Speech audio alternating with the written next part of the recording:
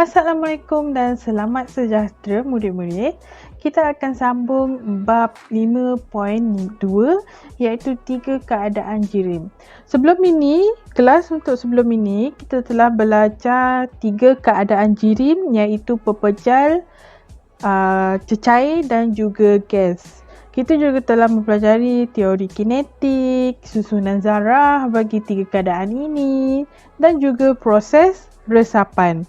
Okey, hari ini kita akan tengok untuk proses penyerapan dan pembebasan haba. Okey, baiklah, ini adalah perubahan keadaan jirim disebabkan oleh penyerapan dan pembebasan haba berdasarkan teori kinetik. Apa itu penyerapan dan pembebasan haba? Mari kita lihat. Jirim boleh berubah dari satu keadaan ke keadaan fizikal yang lain apabila tenaga haba diserap atau dibebaskan. Contoh dalam gambar ni, ada 2 gambar ni. Okay, yang gambar pertama ni, gambar air dalam ketel yang dipanaskan. Haba diserap apabila air dipanaskan. Kita tahu haba tu suhu yang panas. Jadi apabila air dalam ketel ini dipanaskan, dia menyerap haba. Kalau kita tengok gambar untuk yang kedua ni adalah gambar ais. Gambar air yang bertukar menjadi ais. Ini berlakunya pembebasan haba apabila air disejukkan.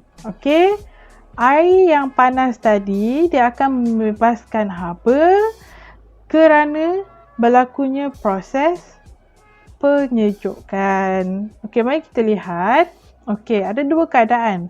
Keadaan apabila dipanaskan dan kedua keadaan disejukkan. Mari kita lihat untuk dipanaskan terlebih dahulu. Pepejal yang dipanaskan akan berubah menjadi cecair dan akhirnya gas melalui proses pendidihan. Kedua, sesetengah bahan pula akan berubah terus menjadi gas melalui proses pemejal wapan. Nanti kita lihat apakah bahan. Contoh bahan yang berubah terus menjadi gas. Yang ketiga, tenaga kinetik zarah-zarah bertambah apabila zarah menyerap haba sehingga boleh bertukar secara langsung daripada pepejal menjadi gas. Sebelum ni kita dah tengok ciri-ciri bagi pepejal, cecair dan gas. Kita tahu tenaga kinetik bagi pepejal tu adalah rendah, manakala tenaga kinetik bagi gas adalah tinggi sebab zarah-zarah, susunan zarah-zarah dalam gas, dia dapat bergerak secara bebas, manakala pepejal dia tetap sahaja di tempat yang sama. Sekarang kita tengok untuk disejukkan. Cecair yang disejukkan akan membebaskan haba. Dia bebaskan haba yang panas, dan akan menjadi sejuk. Zarah-zarah akan kehilangan tenaga kinetik dan bergerak dengan lebih perlahan. Zarah-zarah akan menarik antara satu sama lain dan bertukar menjadi pepejal. Tadi air, cecair dia bertukar menjadi pepejal. Oleh itu cecair dapat dikatakan mengalami proses pembekuan. Mari kita lihat gambar ini. Dari sebelah kanan ke kiri. Gas, cecair dan pepejal.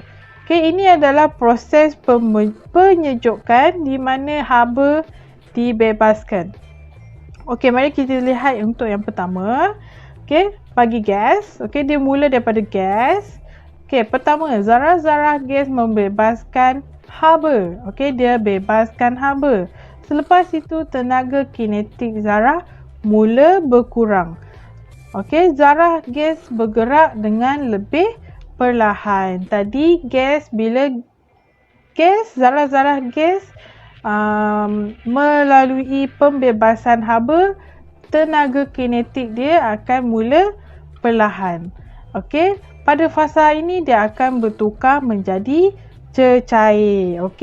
Apabila pada cecair, nombor 2 ni, Mari kita lihat zarah-zarah cecair membebaskan haba. Okey. Proses penyejukan masih berlaku pada cecair ini. Okey. Tenaga kinetik berkurang. Okey, dia semakin berkurang.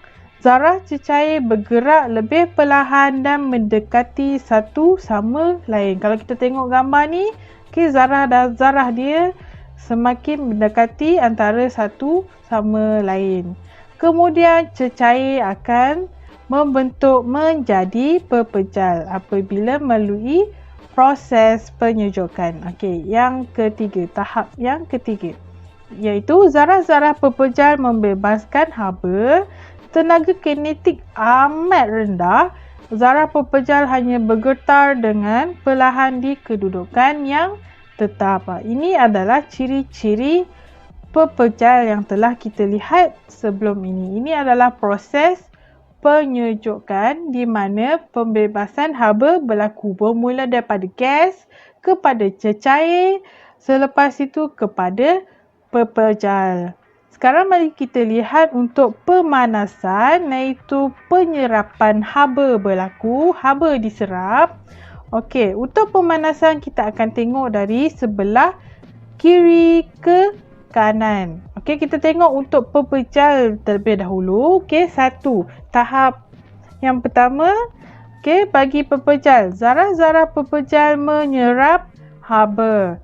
Okey, dia menyerap haba. Tenaga haba ditukar menjadi tenaga kinetik.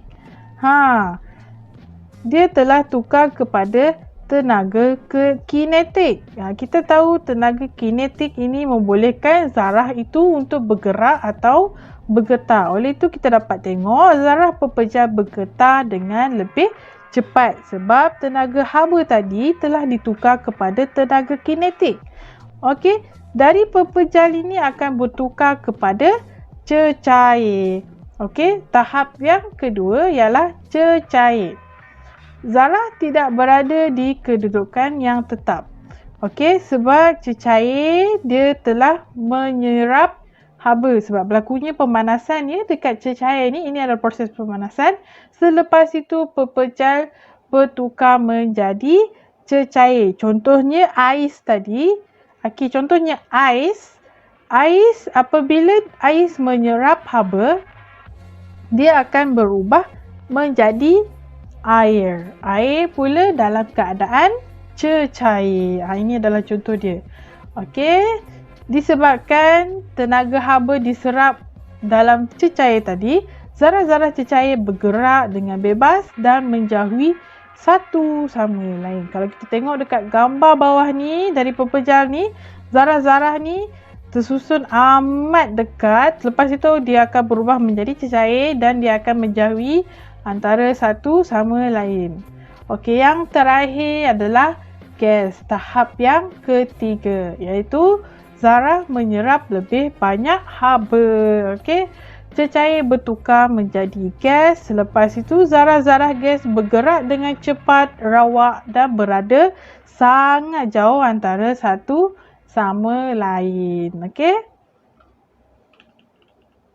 Ini gambar ringkas supaya kamu dapat hafal, ingat. Okey, pepejal cecair gas. Okey, anak panah yang berwarna merah ini adalah proses pemanasan, dipanaskan. Okey, manakala yang anak panah warna biru ini adalah proses penyejukan, iaitu disejukkan. Okey, mari kita lihat untuk anak panah yang warna merah ni dahulu dipanaskan. Okey, mula daripada pepejal kepada cecair. Okey, selepas daripada cecair dipanaskan lagi, dia akan bertukar menjadi gas. Okey, pada proses pemanasan ini haba itu diserap. Okey, kalau kita tengok untuk proses penyejukan, okey, bahan itu disejukkan. Okey, dia bermula daripada gas bertukar kepada cecair. Okey, daripada cecair dia akan bertukar menjadi pepejal. Di sini berlakunya haba dibebaskan, iaitu pembebasan haba. Okey, ini adalah kitaran untuk apabila pepejal menjadi cecair, cecair menjadi gas. Ada yang sesuatu bahan dari pepejal terus kepada gas dan gas terus kepada pepejal. Okey, kalau kita tengok dekat sini, okey, pepejal bertukar kepada cecair. Okey, berlakunya proses pembekuan. Kalau cecair bertukar kepada pepejal, okey. Okey, mari kita lihat, mari kita tengok di sini pepejal kepada cecair. Okey, kalau pepejal ditukar kepada cecair, proses peleburan berlaku. Kalau cecair kepada pepejal, pembekuan akan berlaku. Kalau kita tengok anak panah ni, yang warna merah ni apabila haba diserap. Ya, haba diserap. Berlakunya pemanasan. Okey, kalau haba dibebaskan, anak panah yang warna biru ni, okey, berlakunya penyejukan. Okey, ingat ya. Ini adalah nama-nama proses dia. Okey, untuk cecair kepada gas pula berlakunya pendidihan ataupun penyejatan. Kalau gas kepada kalau gas kepada cecair, berlakunya proses kondensasi. Okey, untuk yang terakhir sekali, pepejal kepada gas, iaitu kita panggil sebagai proses pemejal wapan. Okey, kalau gas kepada pepejal pun kita masih panggil pemejal wapan. Mari kita lihat satu persatu bagi setiap proses ini. Okey, peleburan. Okey, peleburan ni apabila pepejal bertukar menjadi cecair. Okey, pepejal menyerap haba apabila dipanaskan. Peleburan ni, okey, dia berlakunya proses pemanasan dan haba pun diserap. Zarah-zarah memperoleh tenaga dan bergetar dengan lebih kuat sebab tenaga haba tadi dia dah tukar kepada tenaga kinetik. Okey, tenaga haba digunakan untuk mengatasi daya tarikan antara zarah-zarah pepejal. Okey, yang terakhir, zarah-zarah bergerak bebas apabila suhu meningkat hingga ke takat lebur.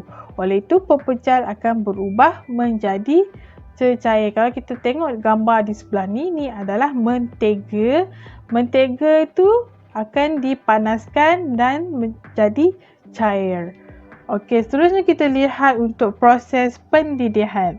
Okey, pendidihan ni berlaku apabila cecair berubah menjadi gas. Okey, pendidihan berlaku apabila suhu cecair mencapai takat didih. Apa itu takat didih? Sebelum ni kita pernah tengok. Takat didih ni adalah suhu di mana untuk cecair itu berubah menjadi gas. Contohnya untuk air tulen, takat didih untuk air tulen adalah 100 darjah Celsius. Ini adalah contoh dia. Setiap cecair mempunyai takat didih yang berbeza.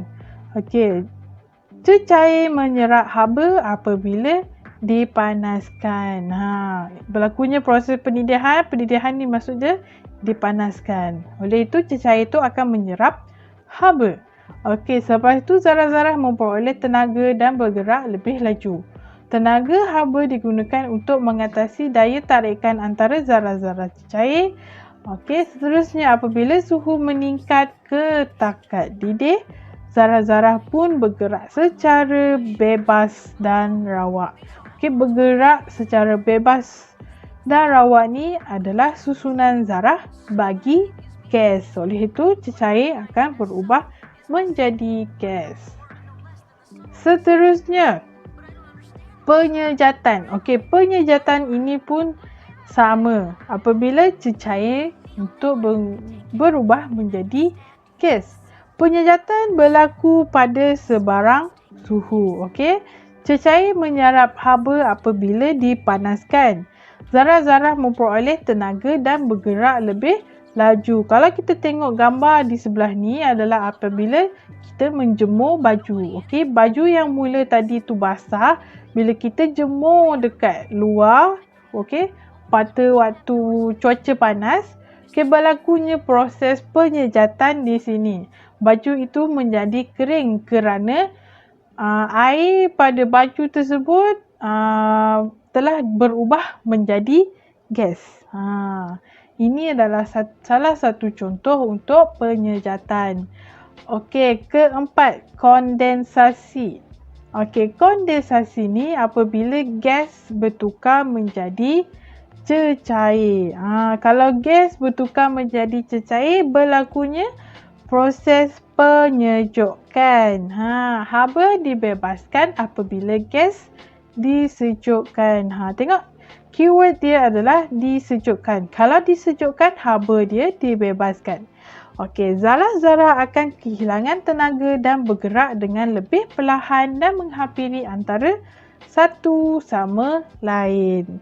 Okey, apabila suhu mencapai di bawah takat didih, gas akan bertukar menjadi cecair. Kalau kita tengok gambar di bawah ni daun. Okey, pada embun pagi, selalunya kita tengok embun pagi kita nak drive pergi sekolah. Okey, pagi-pagi tu sejuk, ada embun. Okey, kalau kita tengok dekat cermin kereta ataupun cermin motosikal, okey, kita dapat tengok pada cermin tu ada air. Okey, sebab daripada embun tadi tu, dia akan berubah menjadi cecair. Okey. Seterusnya, pembekuan. Okey, pembekuan ni sah-sahlah beku.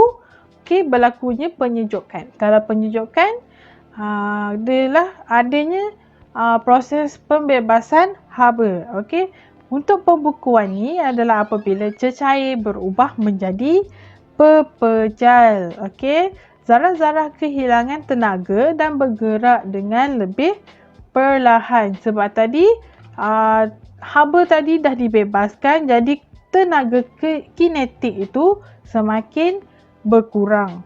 Oleh itu, apabila suhu mencapai takat beku, zarah-zarah akan bergetar pada kedudukan yang tetap. Ini adalah ciri-ciri susunan zarah bagi pepejal, bergetar pada kedudukan yang tetap. Okey, ini adalah contoh dia. Dari air tadi, dia akan membeku menjadi ais. Okey, pemejal wapan. Ini adalah proses di mana pepejal berubah secara langsung menjadi gas. Proses gas berubah menjadi pepejal juga disebut sebagai pemejal wapan. Okey, pepejal daripada gas kepada pepejal. Dua-dua proses itu kita panggil sebagai pemejal wapan. Okey, contoh dia adalah, gambar ni adalah satu blok ais kering.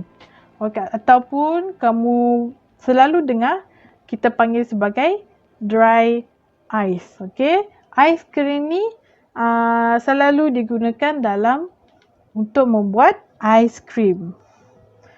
Okey. Sudah habis untuk proses penyerapan haba dan pembebasan haba. Okey, kita dah habis belajar untuk subtopik ni. Okey, bukan untuk subtopik ni, untuk bahagian ni. Okey, selepas ini cikgu akan bagi kerja rumah. Itu sahaja daripada saya. Sekian, terima kasih. Bye.